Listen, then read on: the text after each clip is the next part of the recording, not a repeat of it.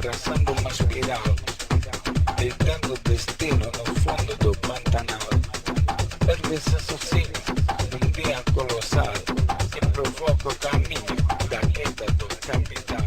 A Coruña Son pareceme unha iniciativa moi interesante porque é unha forma de dar a coñecer novos grupos que están no panorama musical galego, xente que está a traballar de unha maneira semiprofesional ou incluso moitas veces rozando a profesionalidade, e eu creo que iso é unha forma de dar a entender a potencialidade musical que temos neste país en diferentes estilos. Eu o ano pasado estuve convidado con Santiago Auserón, dimos unha charla sobre a música galega en diversas vertentes, dende o que era a rama da música celta, diferentes ritmos tradicionais, e para mí foi unha experiencia moi bonita. Este ano que me convidaran a participar dunha maneira máis activa, para min é unha experiencia fantástica e eu creo que, vou intentar aportar todo o que poda para que a xente aprenda ao máximo.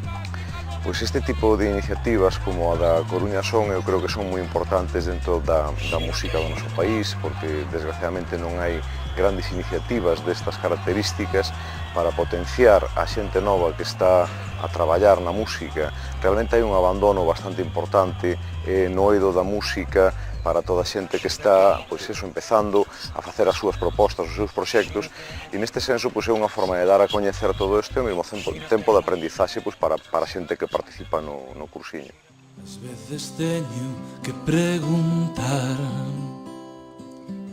o día e a hora é donde estou. Non son un tipo cabal, nunca fun quen de ser un tipo normal, fun sempre ao revés.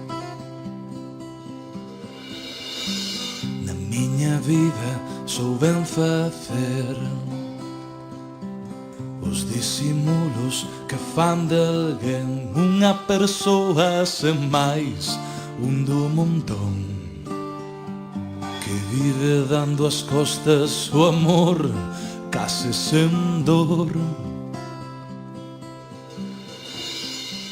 Nunca te quixen perder, nunca te souben querer como a ti merecías que te quixera alguén. Nos atopamos un día sen sol